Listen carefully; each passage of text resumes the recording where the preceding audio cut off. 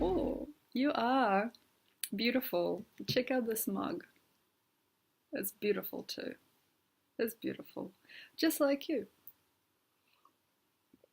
and me. And hopefully, that by the end of August, we are not yet by the end. I'm recording this on the 21st of August on a black moon eclipse. Hopefully, by the end of this sequence, people understand the beauty of their world. But they do not have to, but it is an option that you have provided us for real. Thank you so much for your guidance, support, wisdom, and magic during this incredible August month. And I feel you really pulled a few feathers, you pulled a few strings, you pulled a few braids, you pulled a few things out and in. I feel that you've manifested something, you've made your mind up. I feel you've been playful and cheerful. There is an energy of the end of things, pushing things off cliffs and allowing things to stay. There's lots of different mind magic and manipulation that I see within all fifth house dominance and Leo clusters, suns and moons. But this is the thing, and ascendants. This is it, okay? So we're at the black moon. So we've come to the end of your scale and we are now plunging into Virgo. So when the solar eclipse hit on the 21st, as it has now today, it is not so wise to keep on playing.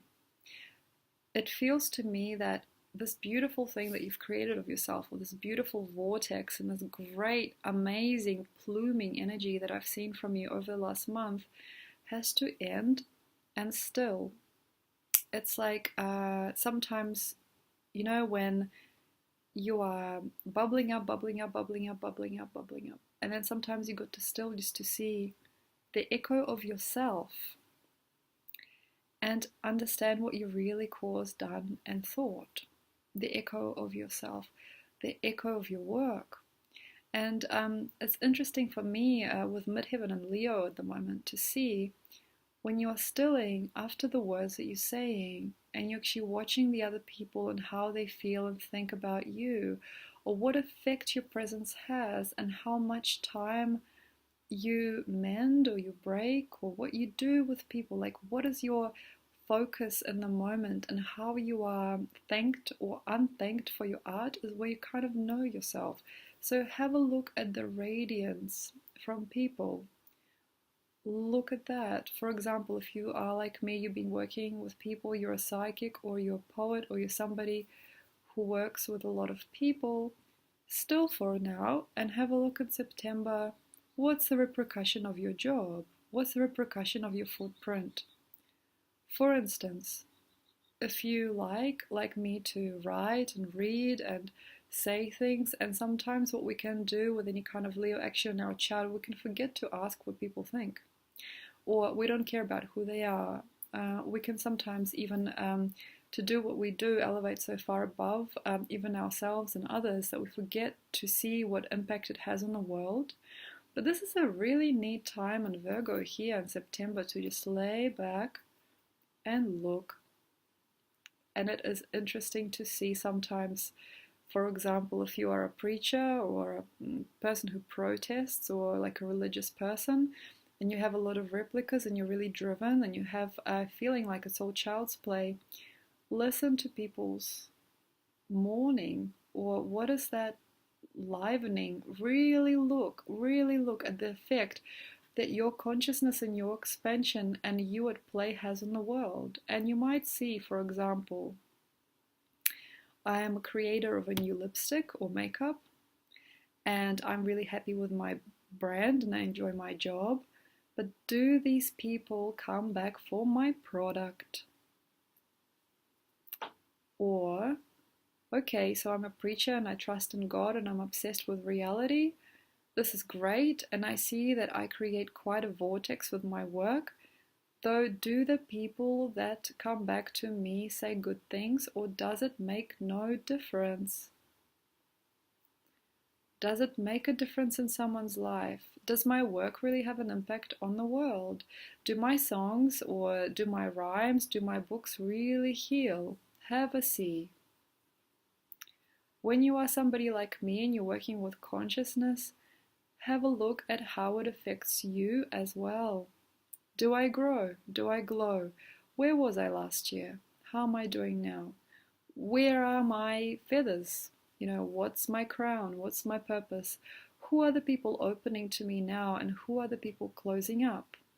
So it's like you're walking back from the painting you've done. And this is an interesting thing for anybody who works in detail, as I might suspect you might, because Leo likes a detail. 12th house Virgo, that's why. Second house Virgo, that's why. 12th house of Virgo. For example, you have made a life, you've made a sentence, you made a presence, you made yourself in the sense of praise, or you made yourself in some kind of a worthy job. Step back from the painting. It's like, when you stand close to a photograph or a painting that's made with tiny details and you kind of only see the pixels and you miss the whole point until you step back and you see like, wow, wow, I can see all the detail now. I can see the full impact that this has as an energy. So step back from yourself. This is really difficult. Mind your own self. Mind your own.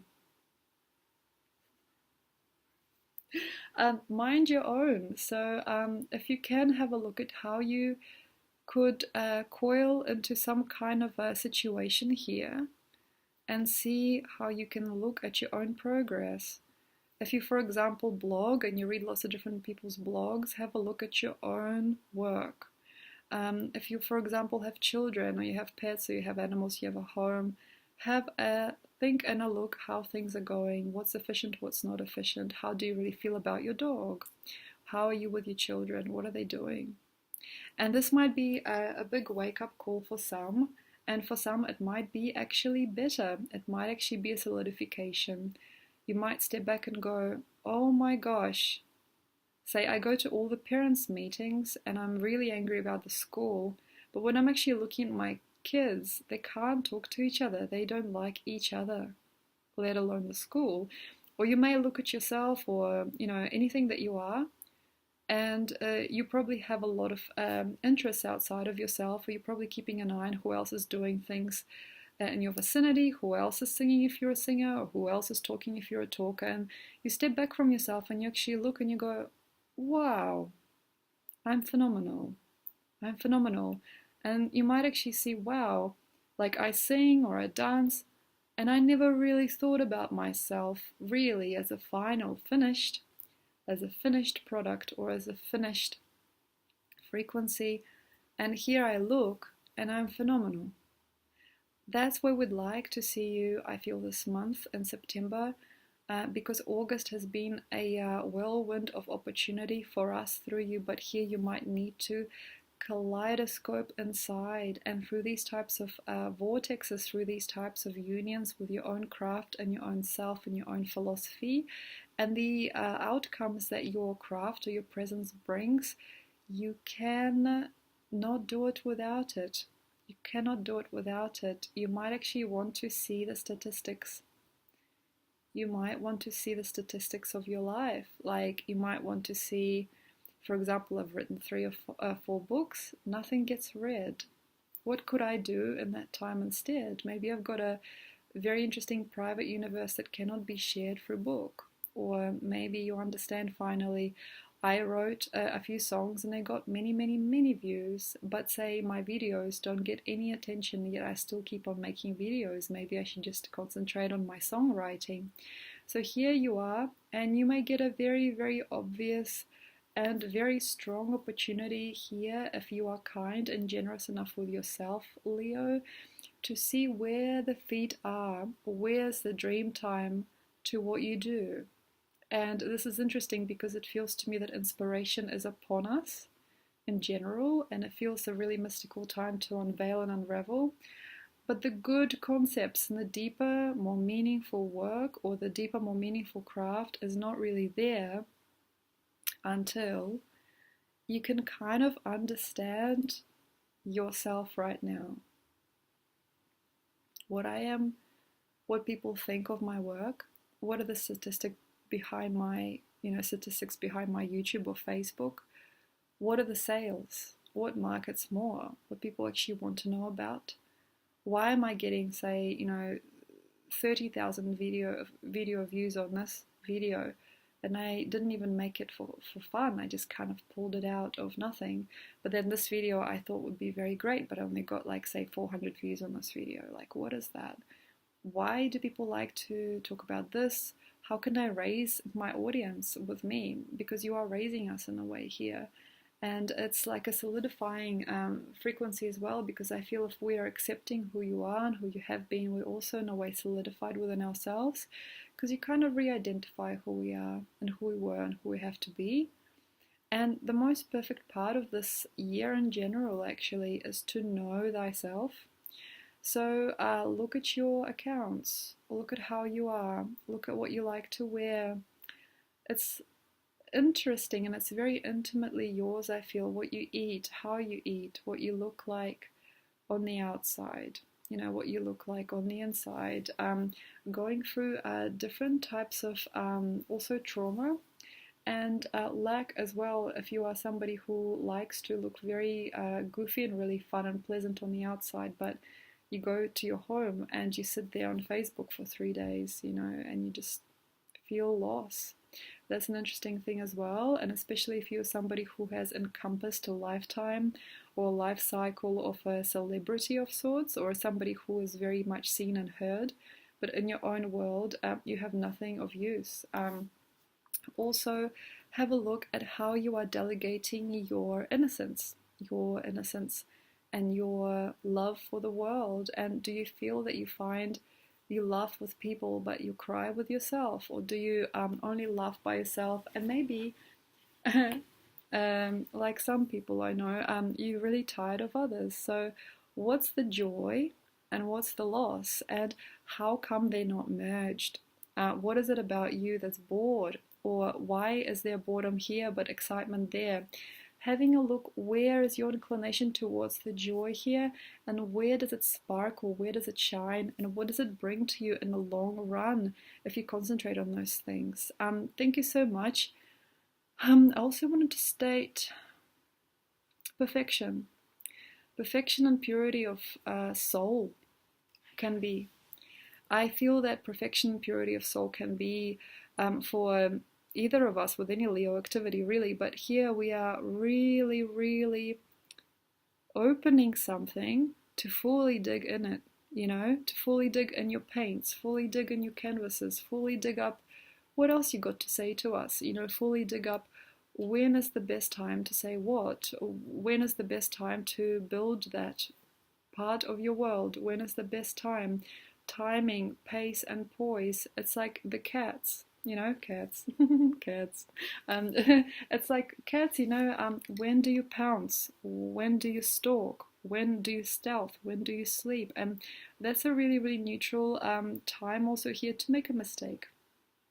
You can make mistakes. And as soon as you made a mistake here, in the end of August, September especially is likely, in the early part of September, you might actually step up. You may not step down, you might step up. So sometimes, say for example, if you've always wanted to do something, you always want to tell the person how you feel, or you wanted to do something really big, or you wanted to crash and pull something, or you wanted to change someone's life, or you wanted to shift yours, and it's been kind of sitting with you, it's okay to make a mistake. It's okay. So for example, you want to do political artwork, while you usually sell, say, really romantic work, or you wanted to make a big statement and please somebody's senses, or you wanted to make a big break for something, it's okay to be mistaken.